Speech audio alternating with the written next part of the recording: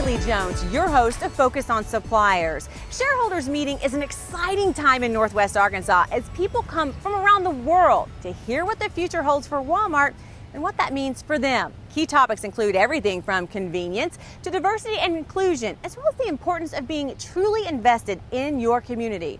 We're going to learn how to take those key initiatives and incorporate them into your everyday business, leading to a better bottom line, a better working relationship with Walmart, and a more positive future. Focus on Suppliers starts right now.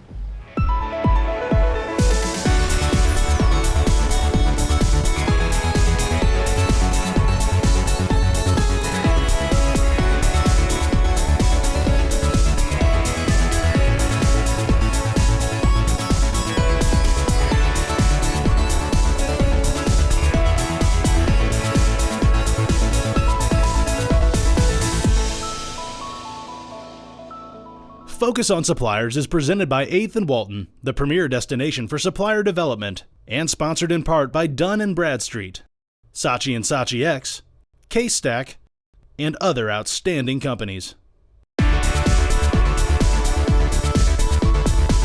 Your millennial fun fact. We know millennials are choosing Walmart more than ever as their retail destination, but the reason may surprise you. According to a 2015 Proper Insights survey, we know the number one reason that they're choosing Walmart is because of convenience, and convenience for location.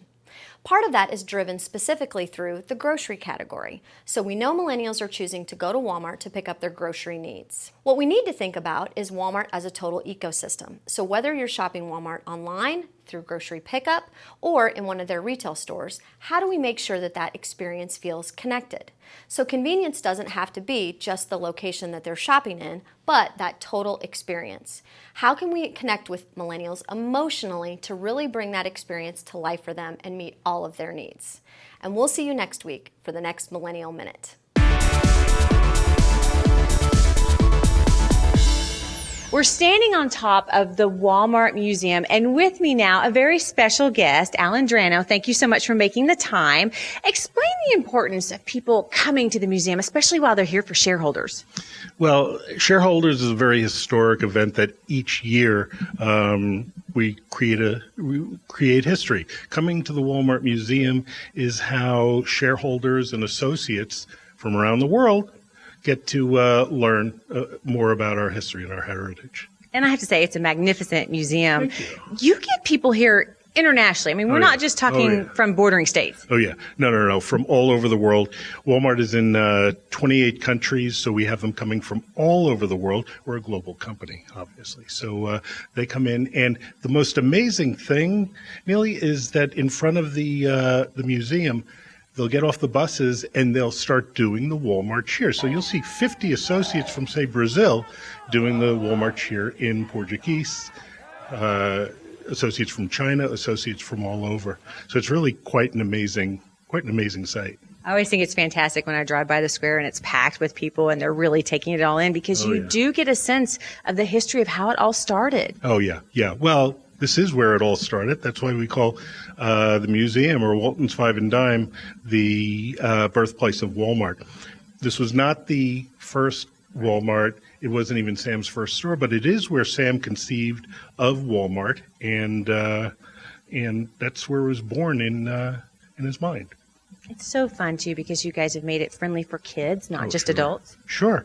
Well, the Walmart Museum is a place for the community. Okay, it's not just a museum. It's a way to engage prospective associates, and it's a way to retain associates.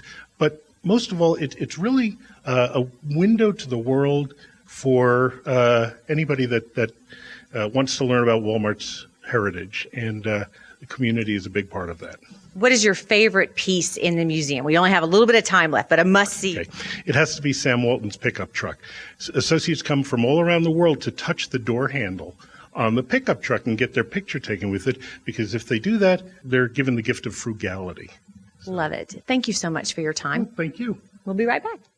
Up next, what can be the difference between good and great when it comes to supplier challenges, including logistics and packaging?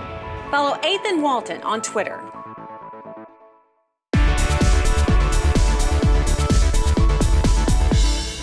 today with Roger Thomas from Telecom. Welcome, Roger. Thank you for having me. So what is Telecom's relationship with AT&T? We are an AT&T Platinum Solution Provider, which simply means that we sell as much AT&T services as probably the top 100 providers in the United States. And what are the services that AT&T Partner Exchange Program can provide for suppliers to Walmart? Well, all of the services that AT&T offers, but specifically for the supplier at Walmart, which is very common, we go in and we look at how many people that they have in their office, because every supplier office is different, it's unique. And when we do that, we see how much voice bandwidth that they need, and we size it correctly. We see how much internet bandwidth or data bandwidth that they need, and we size that correctly as well. Our objective is how fast can they run at the least amount of money possible, and we are able to do that with the AT&T Partners Exchange. Well, it sounds like you're kind of a true partner to the supplier community, aren't you? We are. That's exactly what it is. Well, give us an example of a supplier and kind of what it is that you do with them. Okay. So suppliers, when they come in, sometimes they start as incubator offices, and then they grow past that size. And sometimes they go from 10 or 15 employees to, say, 5 employees. So what Telecom is able to do, free of charge, is we go in and we look at their billing, whether it be with AT&T or any other carrier. We're able to audit that billing and make sure that it's correct based on what they have going right then in the present tense. So if there's any billing disputes, we work with that carrier and with that supplier free of charge to correct any billing disputes that they have. If they need more bandwidth or less bandwidth, we do the same thing. We go with that carrier, we negotiate with the supplier, and we write it to the right size. Oh, that's amazing. So, Roger, if somebody wants to get a hold of you, how do they do that? Go to our website, which is telecomp.com, or they can just call us locally here at 479-271-2200. All right, Roger. Well, thank you so much for coming in today. With us today to talk about packaging, we have a special guest, Ron Sassine. Thank you so much for being here. You are here from Hudson, Windsor to really explain the ins and outs of what folks like Walmart are looking for when it comes to packaging, because there's some new things they're looking for in the food division, correct? That's right. Well, thank you for having me. You know, packaging is critical throughout the retail supply chain. It's important that it convey the product from point of production to distribution and on to point of sale, that it communicate along that path with each of the logistics operators that need to touch the product, and finally that it convince the consumer that this is the product they want to buy when they're at shelf. The Food Division has recently put in place some new guidelines regarding the way packaging should be marked and identified as it transits through that supply chain. They've made some important decisions around how the printing method should be used and what information should be printed on a package as it moves through the supply chain. And you have a good example of what to do and what not to do. We do, a couple of good examples. So this is the type of information that Walmart is looking for in making sure that the package is well identified as it transits. Remember that so much of what's being done we look at with our eyes here, but in the logistics process they're looking at it with electronic eyes and technology that reads these barcodes and identifies when this product should be shipped and to which stores it should go. So this type of printing is a very common printing style called flexography, where print is applied directly to the paper substrate and the box is then formed after that print has been put in place. There's another style of printing known as inkjet that's very similar to the inkjet that's being used and perhaps even in your home. But what can happen often is it might be very blurry, or it might print in a way that is somehow more difficult to read for those automatic eyes. And so what happens is the operators in the stores and the operators in the logistics chain have to spend more time identifying each case, and all of those seconds add up. Walmart's Food Division is very intent to ensure that product moves faster, that it gets to shelf faster and can be sold faster. So suppliers need to be aware of this because it's the kind of thing that they need to control in their production chain, so that when the product gets to Walmart, it flows faster to the front of the store. It's much fresher when it arrives, especially in fresh and frozen, where best by dates are so important. So keeping your eye firmly on what these printing requirements are is critical for folks in the supply chain for food. And if this isn't required in your category yet, you should probably still be paying attention to it, because we don't know if it's a precursor. That's correct. Right now it's across food, and several divisions are looking at it in terms of how they may or may not choose to implement it. What I can tell you is at senior levels of Walmart, people are very concerned about the amount of time it's taking to get product out of the back of the store and onto shelf. And this is one way to make sure that that moves faster. Okay, thank you so much. Good advice, Ron. Thank you. We'll be right back.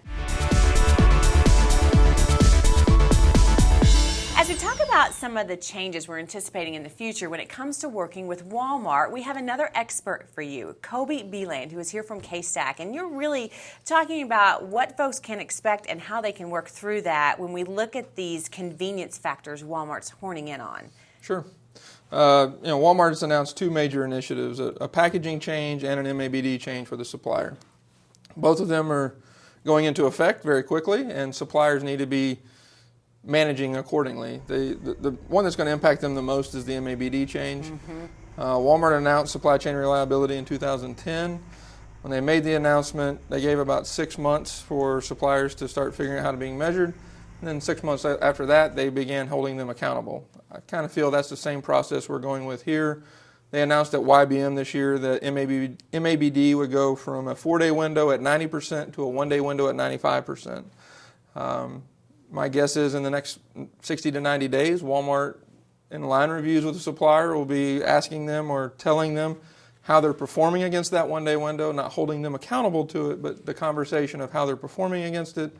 And then next year at YBM in February, it'll probably be rolled out officially and they're going to be held accountable to it. So for Walmart and the supplier, it's where does the cost come from? Because the costs are going to increase. Who's going to pay for it? Is the supplier going to eat the margin, or are they going to have to take a price increase to Walmart? That's one initiative. But more importantly for the supplier is, if I'm currently shipping from my facility, prepaid, LTL, or full truckload, what am I going to have to do to hit this 1-day window? And how can I start? You've got about 6 months to figure it out.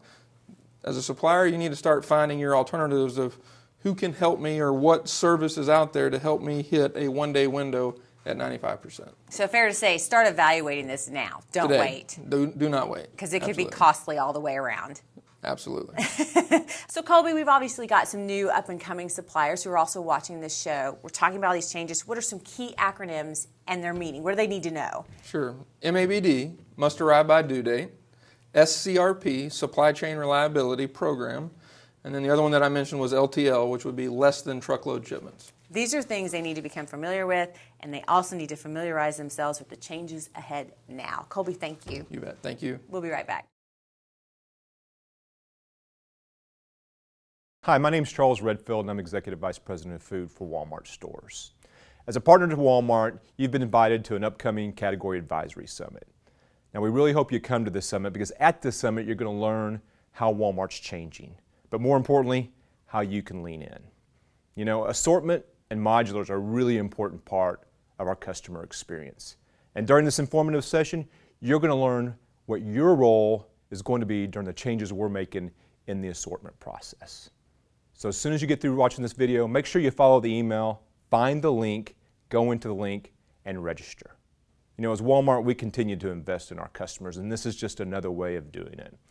So we really thank you for your support, and we hope to see you there on June 7th. Up next, diversity and inclusion are business imperatives, why you need to know the Mars 5 guiding principles, and why Walmart values the network of executive women.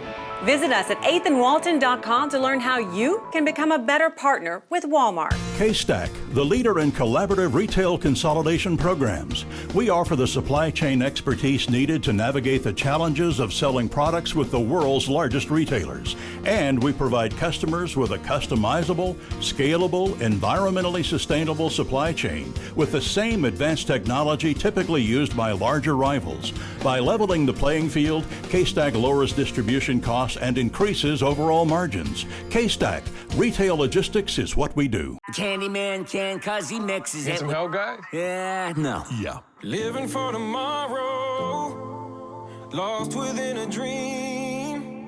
Let the sun shine through to lift your spirit once again, cause love makes the world feel good.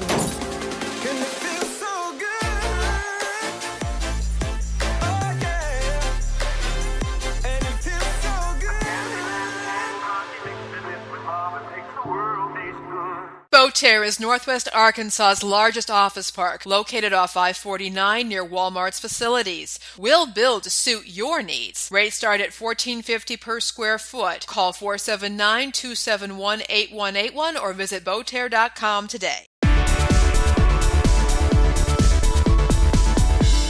It is my pleasure today to introduce Karen Stuckey, who is actually the national chair of the Network of Executive Women, also known as NEW. Thank you for being with us today. Thanks for having me, Neely. Let's talk about NEW and how the organization has evolved. Oh, it's had such great growth. NEW's on its 15-year milestone anniversary, and we are now an organization of 10,000 members strong across 20 regional groups across the country with over 100 corporate partners. So obviously our mission has evolved over those 15 years and for the 15 more to come. And our mission is to advance women in leadership, to grow the business, because our objective is to make sure we're growing within the industry, and then to transform our industry's workplace and use the power of our community, all those 10,000 boots on the ground, if you will, to help transform companies from the inside out so that we're all ready for the next generation consumer and member. How do you deal with, now there's a younger generation that doesn't necessarily want to network face-to-face. It's all electronic. So how do you reach everybody? Oh, and that is one of the biggest challenges for broad organizations. The next-gen consumer and the next-gen member, not only networking, but even the approach to learning is very, very different. The demands for 24/7 access and for mobile technology and for bite-sized, snackable is the term everyone wants to use today, ways of interfacing or learning are very, very important. So we work hard to make sure that our mixers and our networking events have a variety of ways that we interface. So millennials can get with millennials, that we can have short little cues of videos. The way we'll even change cards sometimes is flashing on a phone, so that we can make sure that we're relevant to anyone that comes to our events. Exactly. Speaking of, men are welcome at these events. They certainly are. They're very much a part of our diversity strategy. We have a 10-20-30 strategy, 10% men, 20% next gen, and 30% multicultural. And men have joined very readily. Once they understand the business case for women in our industry, they're huge advocates of making sure that representation is there. Walmart has been so supportive of this organization and really gotten behind NEW. Very much so. Look into that. Walmart is a foundation member of NEW, and that is at its highest level. So we have a more than 10-year history of high Walmart engagement, members like myself being on the board for years, 10 years prior to me. We also have 400 very actively engaged members right within Walmart, our own ambassador to NEW within Walmart, and many of our NEW leaders are also executives on the local Northwest Arkansas Regional Board as well. So we use their programming to augment our already strong training, but it's a terrific partnership. What would you say to other companies watching the show or suppliers about the importance of being involved with NEW and supportive of NEW and its mission? Well, the time is now. There's never a better time to focus on the proper women's representation. The financial business case shows that the value to an organization is there. So NEW is an authority and an advocate that really understands the opportunities and the barriers with women all across the country. So your ROI and investment in NEW is very, very strong for both your associates and for the financial benefit of your company. Thank you so much for your time today, Karen. We appreciate it. You're welcome. Thank you. If you get a chance, check out NEW. It's my pleasure today to introduce to you two special ladies who come to us from Mars. Please help me in welcoming Michelle Thomas and Tracy Woods. Thank you both for being here. Thank you. Pleasure. Thanks for having us. I want to jump right in and start with you, Tracy. You have recently, your company received an award for the 4th time in a row about being such a great place to work. How'd you get there? We're so proud of it. We're one of a handful of manufacturing companies to make the Great Place to Work list, and we're the only CPG manufacturer. And we believe the reason we got there is because of our great culture. So we're a privately held company based on our 5 principles, and that is living and breathing throughout our business. But you can tell just in the camaraderie between the two of you. You mentioned the 5 principles. Let's share with the folks at home what those principles are. So quality, responsibility, efficiency, mutuality, and freedom. And so diversity and inclusion is absolutely embedded into those 5 principles, right? And so we expect that every associate should be respected and supported and have opportunities to learn and grow and, whatever point they want to aspire to in the organization, that they can, right? And we know that when we do that, we deliver great business results. And how does that parlay into the way you do business? Yeah. So it's a great question. For us, I mean, it really guides everything we do. So we don't look at any one of those principles on its own. We really look at all of those together to guide our decision making. And we're very much based in our associates having the accountability to make decisions in our business. And we believe that that really drives great creativity, great innovation, and why we can produce some of the products that we see here.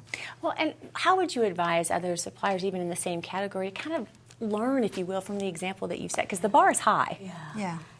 So first, do what's authentic to you as a company, right? So start with who you are and your values. That's the first piece I would say. The second thing I would say is embed it to what you already do. Don't make it something new and different. It's not. Just embed it into your HR processes, the way that you actually, run your business.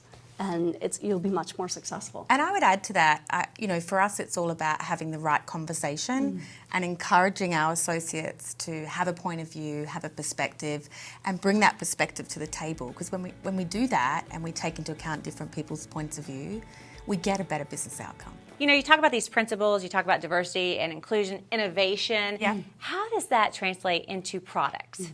Great question, and we really believe when you look at the range of products that we have and the great innovation we have, that comes about by having people with different perspectives. People who come together, have those different points of view, and we end up with innovative and creative ideas. Yeah, different backgrounds, different taste buds for that matter. Absolutely, correct? around the world. It's such a pleasure to have you ladies on the show today. Thank you for coming. Follow us on Instagram at 8th and Walton. Learn about emerging trends in retailing at the 2016 conference presented by the Center for Retailing Excellence. Register at cre.uark.edu for your ticket to transformation, innovation, and plenty of inspiration. Conference will be June 14th at the Embassy Suites, Northwest Arkansas. Bentonville Plaza, across the street from the Walmart home office.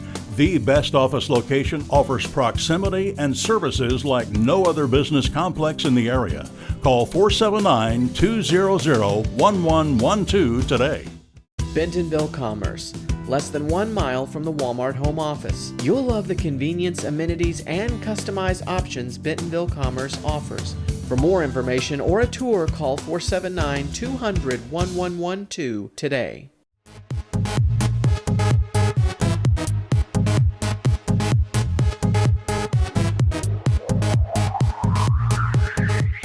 Candyman can, cause he mixes it. Some help, guy? Yeah, no. Yeah. Living for tomorrow, lost within a dream. Let the sun shine through to lift your spirit once again, cause love makes the world feel good.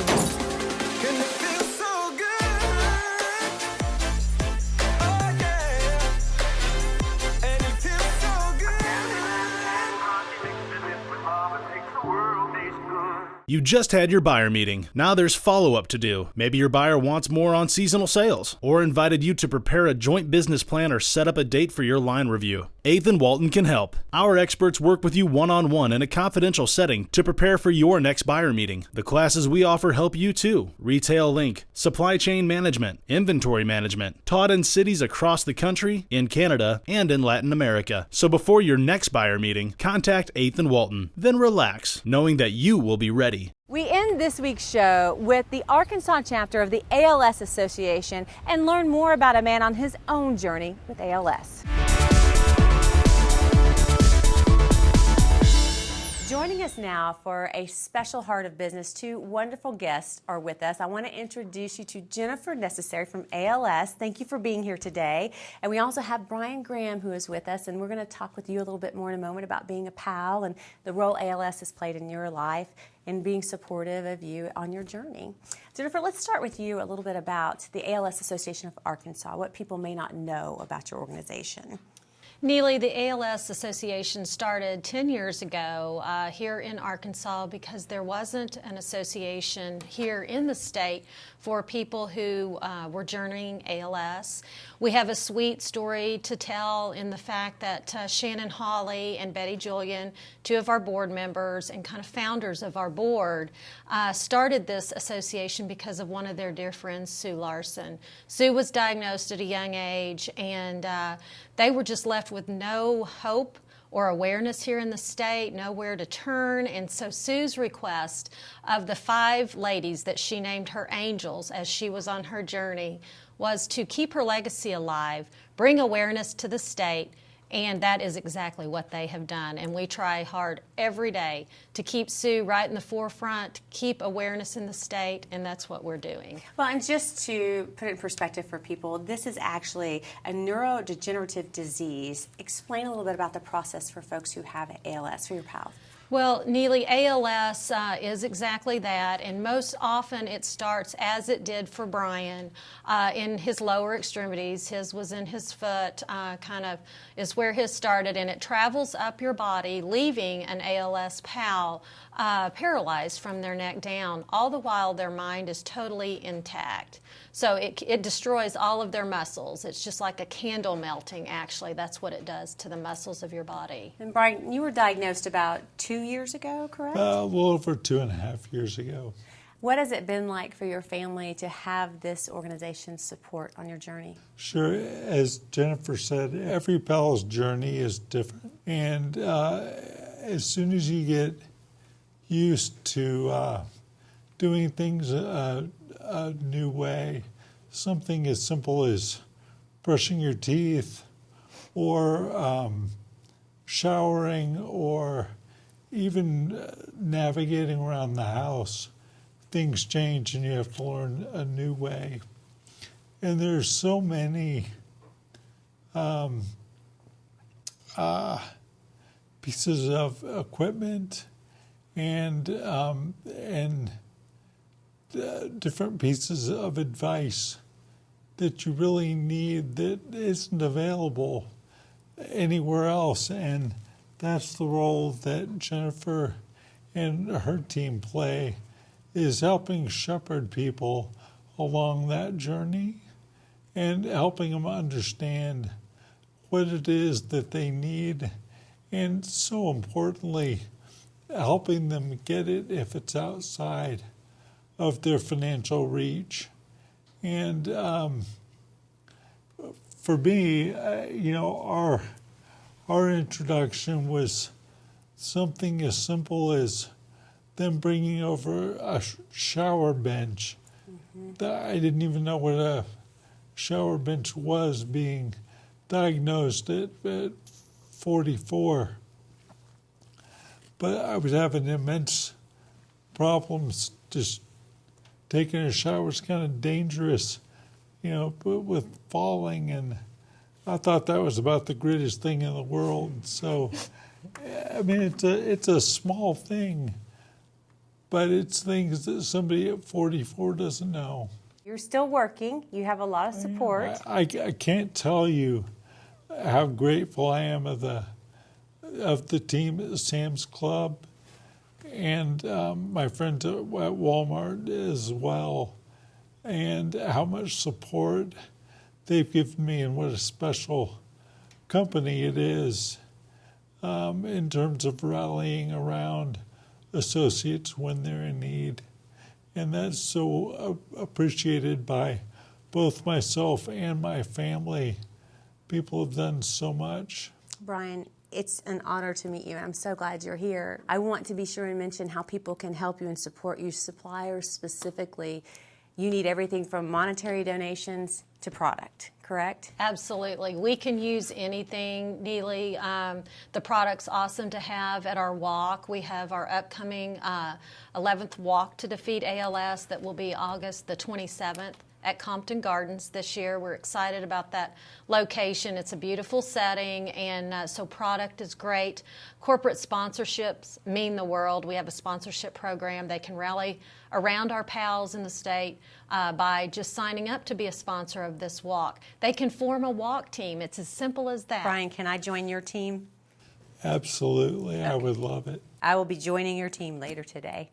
Thank you both so much for being here. Thank you. We'll be right back. At the end of each show, we usually close with 3 key takeaways for your business. But this week, we're doing a little something different and simply wishing you a wonderful second half of 2016 to Walmart, to our suppliers, and our viewers, you.